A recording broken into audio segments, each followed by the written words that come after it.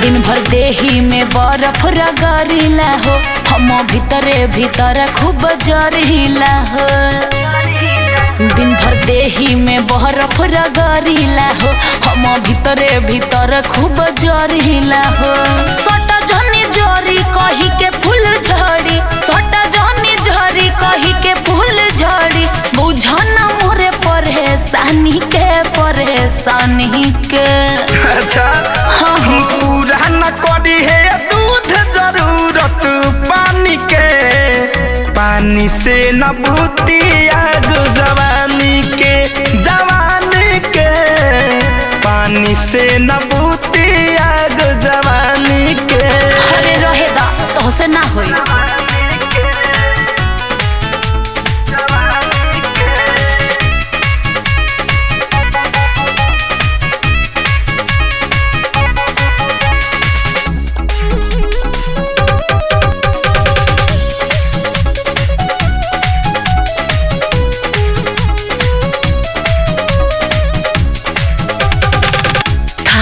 गोइनी बहेदा से कह राही के दवाई, सूझे नहीं कहवन करिया उपाय।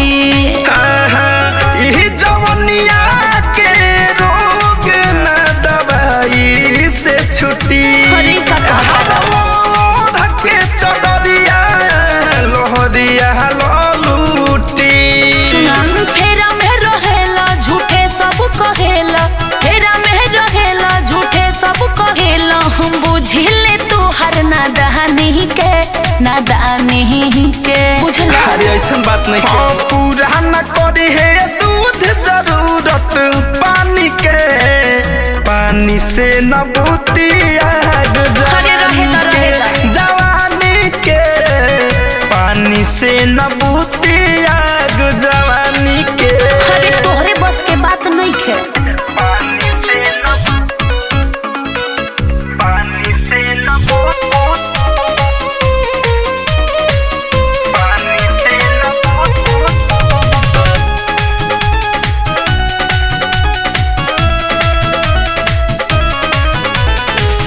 गोरे गोरे देहिया हमार रोजे दुबराता, लाले लाले उठवा जाने काहे दो सुखाता।